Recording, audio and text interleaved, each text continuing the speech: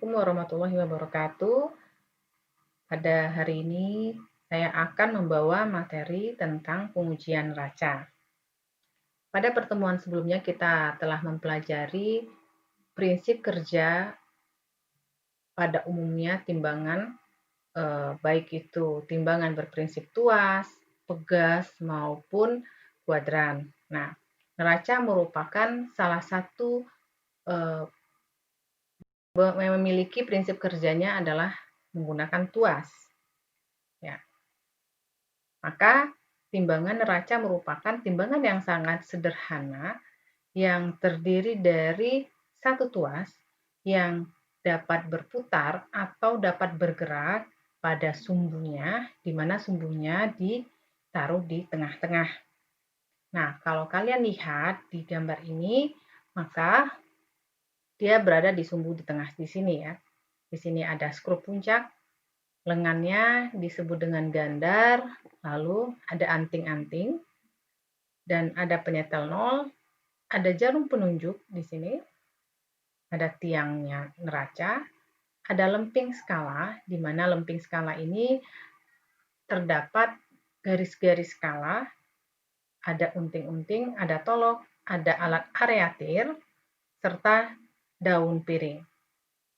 Dan tidak lupa juga, yaitu adalah skrup penyetel kedataran papan neraca. Jadi ini adalah papan, di bawahnya adalah skrupnya, supaya neraca datar. Kalau kalian lihat di gambar ini, alat reaktirnya kita putar sehingga daun piring dari neraca akan terangkat. Nah, jika dia posisi keseimbangan, maka jarumnya berada di titik nol. Nah, kalau dia tidak seimbang, maka jarum penunjuk tidak berada di posisi nol. Bisa di sebelah kiri negatif ataupun yang di sebelah kanan positif. Kalau kita lihat, kelas neraca itu terdiri dari 5, untuk kapasitas maksimum 75 kilo, maka termasuk di kelas A. Untuk kapasitas 10 kg, maka masuknya kelas B. Untuk kapasitas 1 kg masuk di kelas C, dan kapasitas 50 gram masuknya ke kelas D. Dan untuk yang kelas yang terkecil, yaitu adalah 1 gram, masuknya ke kelas E. Kalian bisa lihat di secara teknis nomor 131 tahun 2015. Neraca itu dapat kita bagi lagi berdasarkan penggunaannya. Nah, kita lihat ada 3 pembagian, ada neraca biasa, ada neraca emas, ada neraca obat. Nah, untuk neraca biasa digunakan untuk penimbangan biasa selain emas dan obat. Sedangkan untuk neraca emas yaitu untuk menimbang logam-logam seperti emas, ya, perak dan lain-lain. Sedangkan untuk neraca obat khusus untuk menimbang obat-obatan. Kita ketahui bahwa obat-obatan sangat sensitif ya untuk kesehatan manusia sehingga dipisah ya tingkat ketelitiannya. Selanjutnya kita lihat ke pengujian neraca. Apa sih yang harus kalian ketahui dalam pengujian neraca? Yang pertama itu adalah kalian harus tahu pemeriksaan visual. Ya. Pemeriksaan visual terdiri dari yang kalian harus perhatikan adalah nomor serinya harus ada, tipe atau model, negara pembuat jika ada, dia impor ya, lalu ada merek, interval skala atau D, interval skala verifikasi, kapasitas minimum, kapasitas maksimum, serta kelas keakurasiannya, masuk kelas berapa. Itu harus ada identitas tersebut. Selanjutnya, kita lihat dulu persyaratan timbangan bukan otomatis sebelum peneraan. Jadi sebelum ditera maka harus ada persyaratan.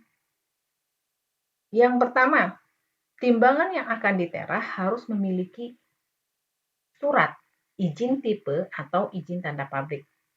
Izin tipe untuk barang-barang impor.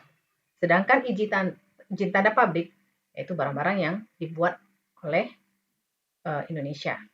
Lalu ada label ya, tipe harus terlekat di timbangan asal impor yang akan kita tera. Selanjutnya, timbangan yang akan diproduksi di dalam negeri harus memiliki label yang memuat merek pabrik dan nomor surat izin tanda pabrik.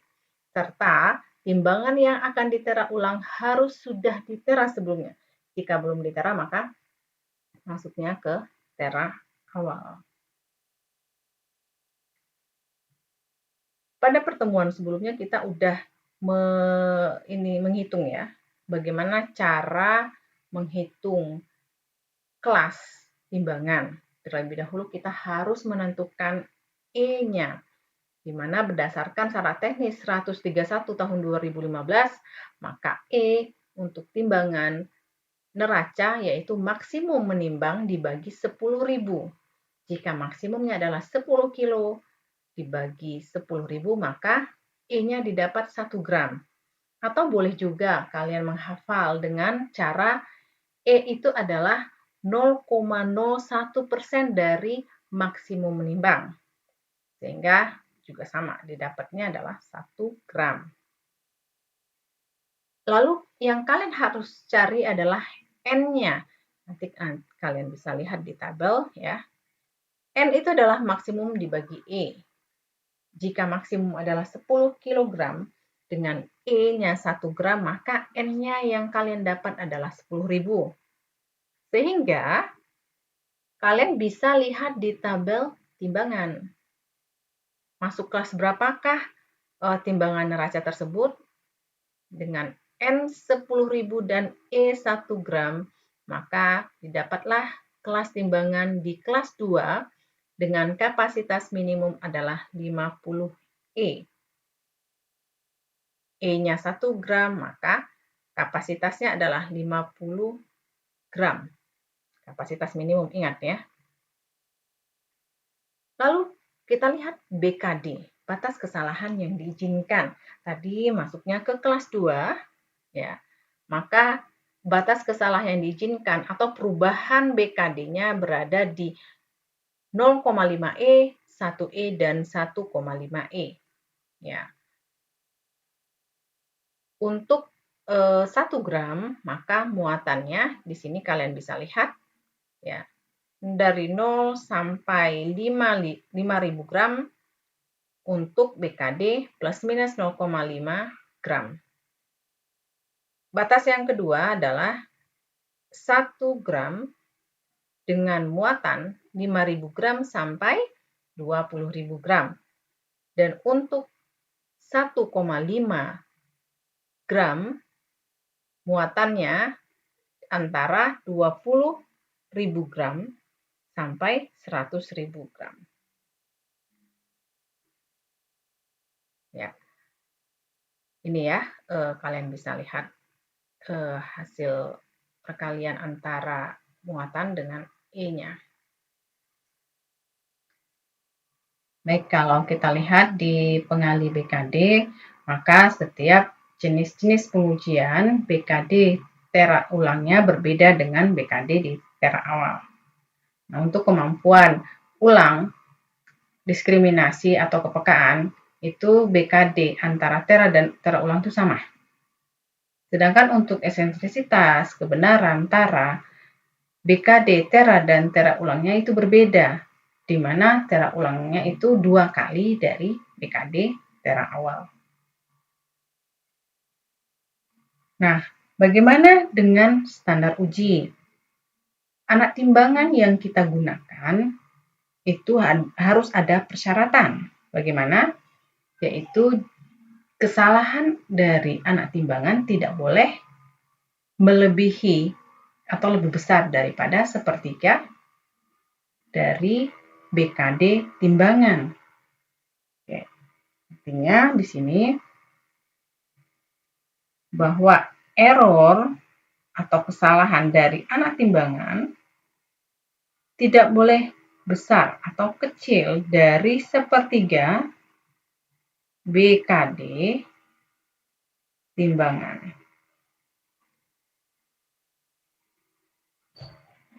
Dari sini kita bisa lihat tabel ya. Jika di sini BKD timbangan itu plus minus 1 gram. Maka kalau misalkan sepertiga dari BKD, ya, sepertiga dari 1 gram, dapatlah nilai 0,33 gram.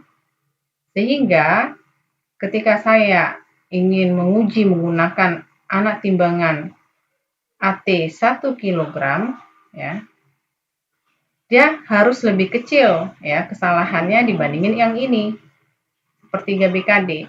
Kita lihat di 1 kg.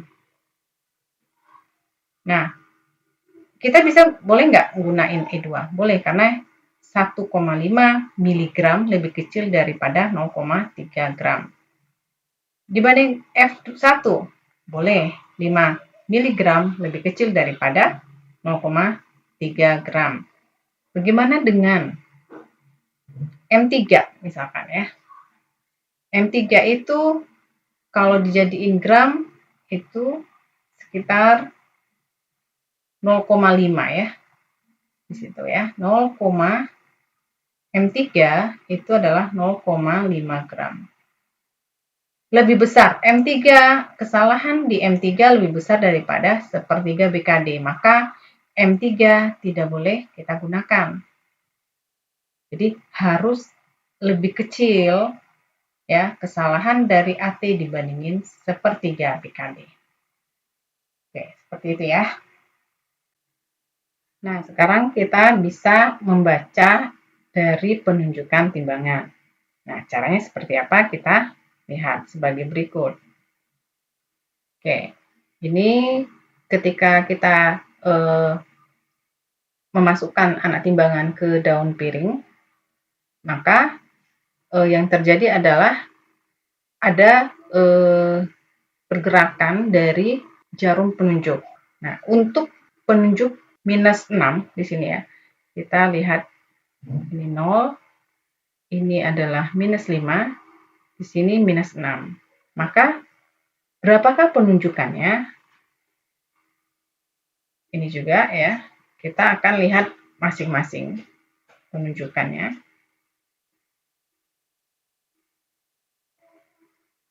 Dengan persamaan ini kita bisa melihat penunjukan neraca dengan persamaan P sama dengan MS ditambah mu ditambah tau. P itu apa? Penunjukan neraca. MS itu adalah massa konvensional dari anak timbangan. Mu adalah nilai skala dan tau adalah titik keseimbangan. Contoh di sini ya.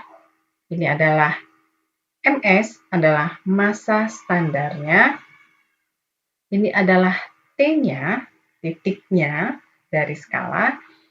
Mu adalah nilai skala. Nah, kita lihat. Ini penunjukannya di minus 6. Ya, kalian bisa lihat. Jika diketahui MS-nya adalah 1000,0025 gram, mu-nya 100 mg per skala, dengan T sama dengan minus 6 skala, maka P penunjukan sebenarnya itu adalah, ya ini persamaannya, didapatlah nilai 999402,5 mg atau 999,4025 gram. Seperti itu cara menghitung penunjukan neraca. Oke, kita lanjut ke berikutnya. Ya. Ini kita lihat di manakah titik keseimbangannya. Ketika penunjuk ya jarum penunjuknya bergoyang, maka kita bisa menghitung titik keseimbangannya.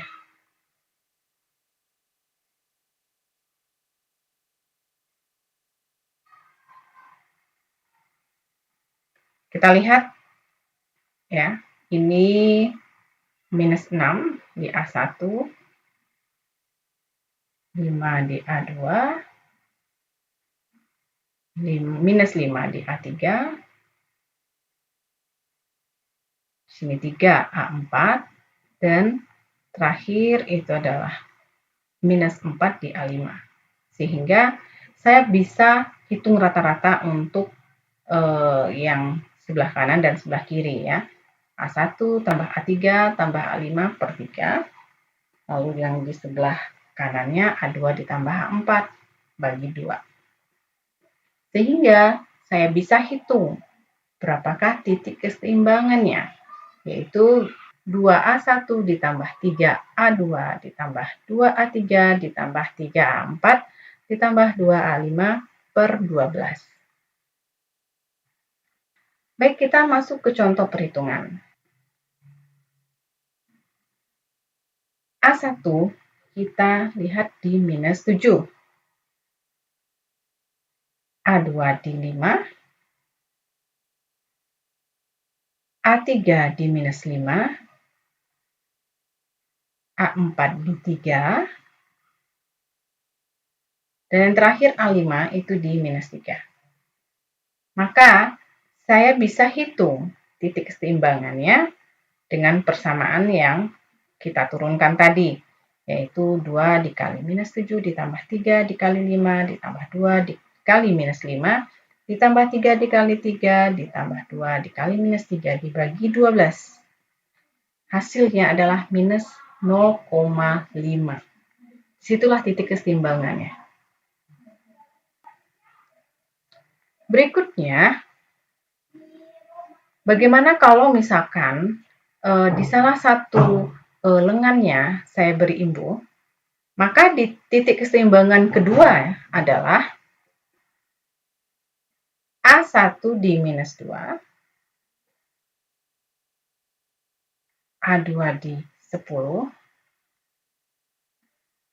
A3 di minus 1, A4 di 9, dan A5 di 2. Saya memulainya dimulai di sebelah kiri ya, pembacaan skala di sebelah kiri. Maka titik keseimbangannya dengan persamaan yang sama, maka saya mendapatkan nilai titik keseimbangan setelah diberi imbuh sebesar 200 mg, maka dia berada di 4,917 skala. Satuannya adalah skala. Sehingga saya bisa menghitung berapakah nilai skala untuk neraca tersebut, yaitu delta G. Delta G itu adalah imbuh ya, sebesar tadi saya beri 200 mg dibagi keseimbangan yang kedua yang setelah diberi imbuh dikurangi keseimbangan yang pertama sebelum diberi imbuh ya, sehingga saya mendapatkan nilai skala itu 36,921 mg per skala. Nah, maka saya bisa masukkan nilai-nilai tadi ke dalam sebuah serapan. Nanti kalian di praktikum, kalian bisa isi tadi muatannya berapa di sini ya. Jadi kalau misalkan di sini muatannya misalkan berapa gram, kanan sama kiri ya. Lalu di sini imbuhnya tadi 200 mg. Nanti pembacaan titik baliknya berapa? A1, A2, A3. Ingat ya, kalau misalkan mulai dari sebelah kiri, ini juga harus sebelah kiri. Lalu titik keseimbangannya berapa nilainya, maka saya bisa hitung nilai skalanya, mu-nya. Baik, selanjutnya nanti kalian bisa pelajari latihan-latihan soal di tutorial. Nah, kita lihat karakteristik timbangan. Untuk pengujian berdasarkan SK 131 tahun 2015, kita masih pakai ini ya, ST itu. Di sini ada 3 pengujian. yaitu pertama kebenaran, kepekaan, dan repeat. Kalau kebenaran itu yaitulah kemampuan timbangan menunjukkan massa suatu benda yang ditimbang. Apakah massa tersebut sesuai dengan nilai sebenarnya atau tidak. Artinya ada selisih di situ atau ada error di situ. Di mana kita bisa menghitung errornya berapa nih, gitu ya. Maka error adalah penunjukan timbangan ini ya. Penunjukan timbangan dikurangi dengan penunjukan sebenarnya atau konvensional sehingga kita mendapatkan yang E-nya. Oke, kita lanjut ya menghitung nilai sebenarnya itu dari mana sih dapatnya. Nah, ini nilai sebenarnya didapat dari P dikali FK. P itu adalah penunjukan timbangan waktu pemakaian dikali FK. FK itu adalah nilai standar dibagi penunjukan timbangan. Selanjutnya, pengujian berikutnya adalah kepekaan. Kepekaan adalah kemampuan timbangan untuk menunjukkan perbedaan penunjukan terhadap perubahan kecil. Jadi kalau misalkan diberi perubahan atau muatan kecil, dia peka. Kalau misalkan tidak berubah, timbangan tidak menunjukkan atau tidak bergerak, maka timbangan tersebut tidak peka. Bagaimana cara menghitungnya? Ya, kepekaan itu adalah persamaannya adalah delta L per L, gitu ya. Delta L merupakan imbuh. Jadi kalian berikan imbuh terlebih dahulu dibagi L. L itu adalah gaya atau arahnya kemana. Ini ada cara pengujiannya ya nanti di praktikum. Lalu repeatability, repeat yaitu berulang-ulang, di mana repeatability merupakan kemampuan untuk mengetahui apakah timbangan itu selalu penunjukannya konsisten. Tidak berubah, misalkan penunjukannya 10 kg, tetap 10 kg. Kalau misalkan pertama 10 kg, berikutnya 20 kg, berikutnya 5 kg, itu repeatability-nya jelek. Sehingga kalian bisa hitung berapakah nilai repeat-nya dengan persamaan akar dari sigma, ya, kuadrat dari penunjukan timbangan dikurangi dengan rata-rata penunjukan timbangan. Dibagi N itu adalah jumlah pengujian dikurangin 1. Bagaimana persiapan pengujian? Nah, persiapan ada 3. Yang pertama, pastikan terlebih dahulu apakah neraca itu kondisinya bersih atau tidak, kering atau tidak, berkarat atau tidak, karena itu sangat mempengaruhi dari hasilnya. Yang kedua, periksa bahan dan konstruksi timbangan hanya untuk kegiatan tera, ya. Sedangkan untuk tera ulang tidak perlu. Yang ketiga, posisikan neraca dalam keadaan datar. Bisa kalian pakai water pass. Pengujian kebenaran, kalian setel terlebih dahulu 0 timbangan, lalu muati anak timbangan standar pada piring muatan sebesar maksimum. Maksimumnya berapa? Misalkan 10 kilo, maka muati anak timbangan 10 kilo. Lalu amati penunjukannya. Lalu kalian hitung berapa kesalahan. Apabila kesalahan penunjukan maksimal sebesar BKD, maka timbangan itu dinyatakan sah. Tapi jika melebihi BKD, maka langsung batal. Seperti itu ya, untuk pengujian kebenaran. Bagaimana dengan pengujian kepekaan? Peka nggak? Pengujian ini dapat menjadi satu kesatuan dari pengujian dari sebelumnya, pengujian kebenaran. Muatannya sama, yaitu maksimum. Nah, setting timbangan, lalu tambah imbuh sebesar BKD. Jika penunjukan indeks bergerak minimal 3 skala, dia bergerak nggak ya, peka nggak ya, gitu. Jika dia bergerak minimal 3 skala, maka timbangan dinyatakan sah. Tapi kalau dia tidak bergerak atau kurang dari 3 skala, maka langsung batal timbangannya. Nah, untuk repeatability ini ada tahap-tahapnya, setel 0 timbangan, muati anak timbangan dengan standar, di mana muatannya maksimum. Kemudian tekan piringan muatan dan lepas. Lalu tekan, lalu lepas. Lalu amati penunjukan keseimbangannya. Jika tidak seimbang, tambahkan imbus sebesar BKD. Nah, untuk mengetahui kesalahannya, lakukan minimum 3 kali penimbangan. Jadi, selisih penunjukan yang terbesar yang kalian lihat. Jangan yang terkecil atau rata-rata. Yang cari yang terbesar. Dari apakah melebihi BKD atau tidak. Seperti itu ya. Lalu bagaimana dengan penjustiran? Penjustiran nanti akan dijelaskan di praktikum dan tutorial. Ya, penjustiran kebenaran kita lihat di sini. Yang pertama neraca sama lengan. Ya, kebenaran berarti neracanya lengannya tidak sama. Ya, apabila muatan kiri tidak sama dengan muatan kanan, artinya dua buah AT yang masanya sama diletakkan di daun kiri daun kanan, ternyata tidak sama, maka neracanya tidak sama panjang. Atau istilahnya tadi gandarnya tidak sama panjang.